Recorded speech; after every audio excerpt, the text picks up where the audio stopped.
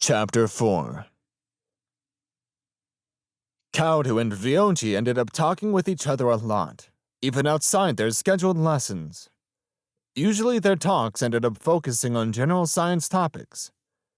Kaudu was reminded of his own childhood, when his desire to understand the world had led him to delve deeply into natural science.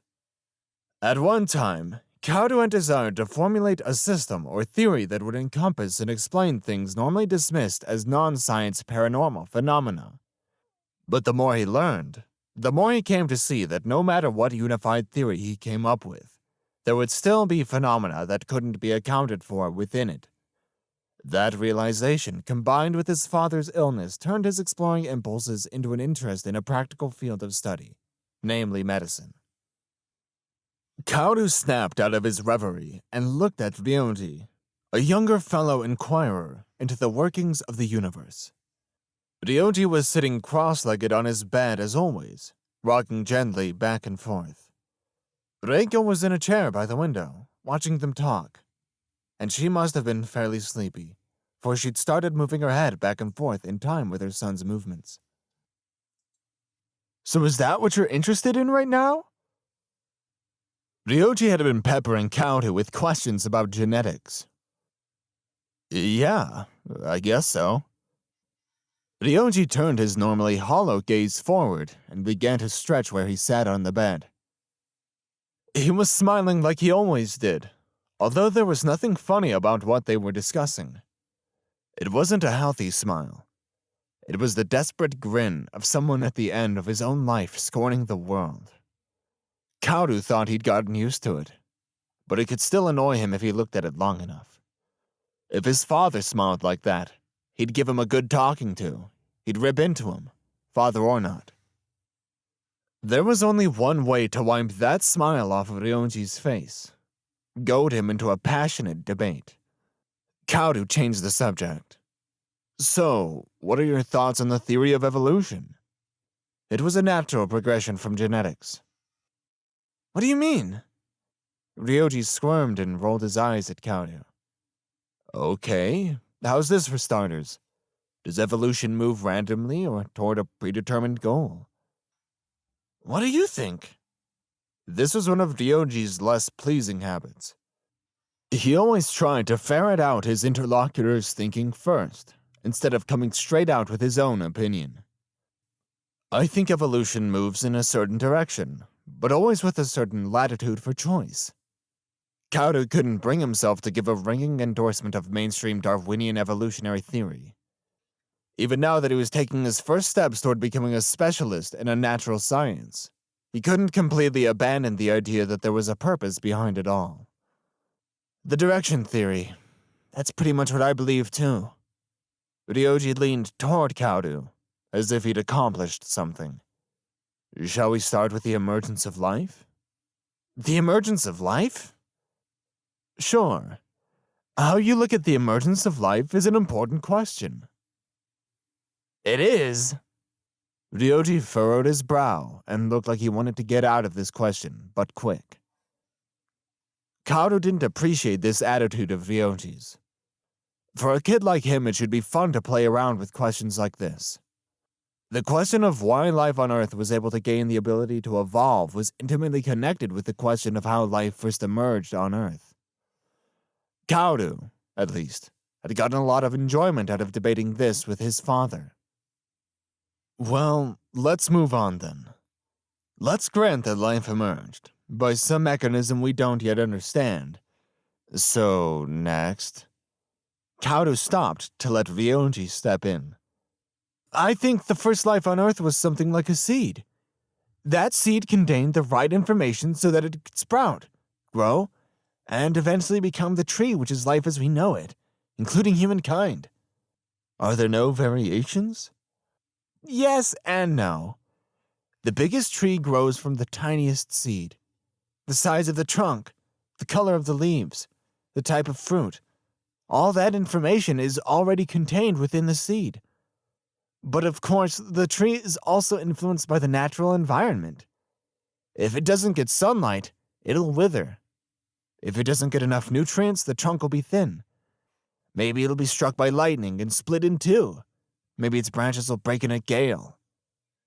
But no amount of unpredictable influence of that kind can change the basic nature of the tree as contained in the seed. Come rain or snow, a ginkgo tree will never bear apples. Kaoru licked his lips. He didn't mean to contradict Ryoji. He basically agreed with him, in fact. So you're saying that if sea creatures learn to walk on land, if giraffes develop long necks, it's all because they were programmed that way from the start? Well, yeah. In that case, we should assume that there was some kind of will at work before life began. Ryoji responded innocently. Whose will? God's? But Kaoru wasn't thinking about God per se. Just an invisible will at work both before life began and during the process of evolution. He found himself imagining a school of fish fighting with each other to get to land. There was an overwhelming power in the thought of all those fish, enough of them to dye the sea black, jumping around as they sought dry land. Of course, it was possible that sea life had never intended to go on land, but it simply succeeded in adapting to it after orogenic processes had begun to dry up the water. That was how the mainstream evolutionary thinker would explain it. But the image that came to Kaoru's mind was of those hollow-eyed fish, yearning day in and day out for the land, dying at the water's edge and making mountains of their corpses. Mainstream evolution had it that a certain fraction of them had simply been lucky enough to adapt. Kaoru simply couldn't believe that. The transition from a marine to a land-based living environment involved changes in internal organs. Their enzymes had to be remade to allow for transitions from gill breathing to lung breathing. What kind of bodily trial and error had resulted in those changes? One kind of organ had been reborn as another. It was pretty major when you thought about it. Right in front of Kaoru was Ryoji's bald head. Because Ryoji was hunched over, the top of his head came up to the tip of Kaoru's nose. At this very moment, within that emaciated little body, a violent cellular conflict was being enacted. As it was with Kaoru's father Hideyuki. He'd lost most of his stomach, part of his large intestine, and his liver. And still, more as yet unknown cancer cells had taken up residence in some new spot in his body and were writhing there even now. An unexpected inspiration came to Kaoru. Cancer cells invaded a normal organ, changing its color and shape and constructing new bulges, until the normal functioning of the organ was impaired and it died. The obviously negative aspects of this were what stood out, but at the same time it was possible to detect in the cancer's actions a certain groping towards something. By infiltrating the blood and lymph to penetrate cells elsewhere, it was experimenting with transplanting its immortal nature bit by bit. But to what end? To create somewhere within the body a new organ adapted to the future. Maybe the metastatic human cancer virus was nothing but a sort of trial and error attempt to create a new organ. In the process, large numbers of human beings would die, just as most of the fish had died at the water's edge. But just as after 100 million years sea life had finally made it onto the land, someday, after countless sacrifices, maybe the human race would find itself within a new organ. Humanity would have evolved. Maybe an evolutionary leap comparable to the movement from the water to the land was impossible without something like a new organ. When would it happen? Human cancer deaths were surging upward. But without knowing when the cancer cells had started their work, it was impossible to know if the human race had just begun its fumbling toward evolution, or was just about to complete it. The only thing certain was that the pace of evolution was accelerating. The time it took for apes to evolve into humans was shorter than what had been needed for sea creatures to evolve into amphibians. So much shorter that there was almost no comparison. So it was possible. The intervals in the evolutionary process were gradually getting shorter. So maybe it wasn't too soon for this to be evolution, too. Kaoru wanted to think so. He wanted to turn his attention to anything that would afford him hope. He wanted to believe that his father would be the first to successfully evolve, rather than just be another sacrifice. To be reborn. Kaudu would have wanted that, if it were possible. No doubt everybody wanted to live again. The gift of eternal life. Since it was a property of the MHC virus to create immortal cells, it was only natural to fantasize about human immortality. Maybe even Ryonji had a chance. Kaudu almost said so, but bit back the words. Anything that sounded like an affirmation of the illness might have the effect of loosening the boy's attachment to living. He heard faint snoring right behind him. Reiko, who had been nodding off for some time, had finally lowered her face at the table and gone to sleep.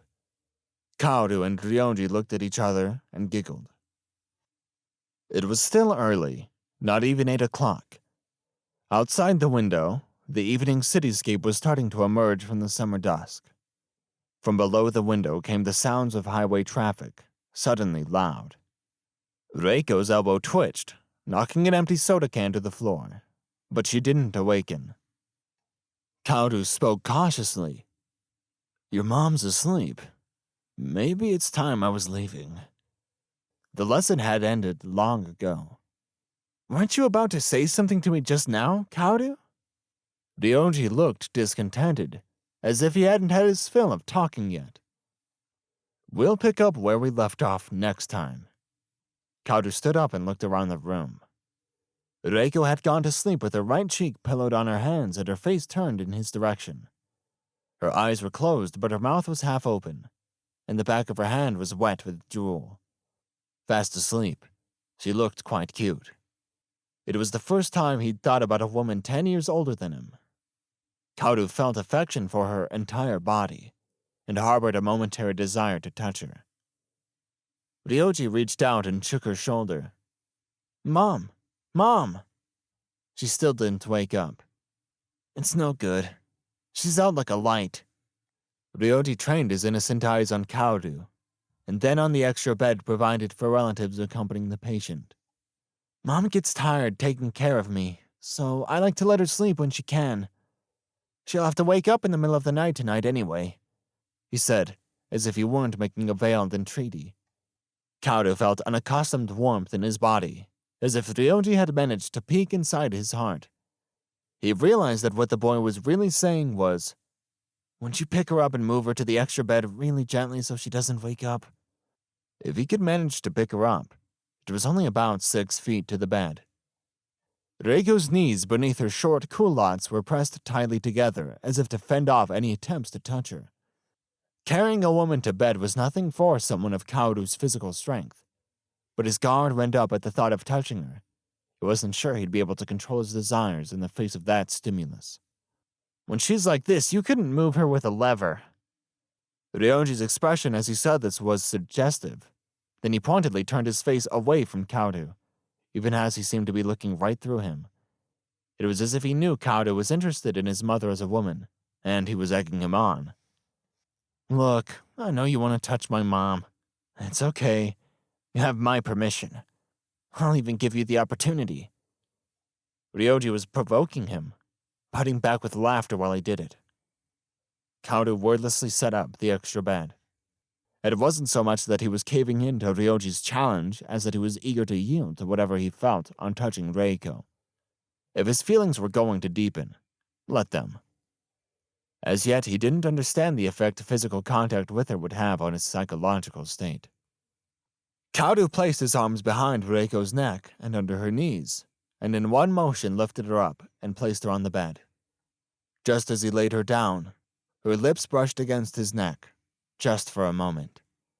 She opened her eyes slightly and flexed her arms so as to hug him closer, then loosened her grip with a contented look on her face, and fell back to sleep. Kaudu stayed silent and motionless for a little while, afraid she'd wake up if he moved. For several seconds, his body covered hers. With his face between her chest and belly, he could feel the resilience of the flesh between her abdomen. His eyes were trained on her face. He was looking up at her face from below, essentially. You could see the fine lines of her jaw, and above it the two black holes of her nostrils. He'd never seen her face from this angle before. At length he stood up again. As he separated himself from her body, he asked himself repeatedly, "Am I falling in love with her?" The touch of her lip was still vivid on the skin of his neck. "Well, then, I'll see you next week." Kaoru put his hand hesitantly on the doorknob, so as not to reveal the pounding of his heart. Ryoji still sat cross-legged on his bed, rocking back and forth, cracking his knuckles. Unlike a few moments ago, his face held no look of provocation or mockery now. He'd stifled all expression. "Good night." Kaoru slipped out of the room. He could feel Ryoji's unnatural smile fixed on the door as he shut it behind him. Kaoru had a flash of intuition. This meeting was not a mere coincidence. His future would be intimately tied with Reiko and Ryoji.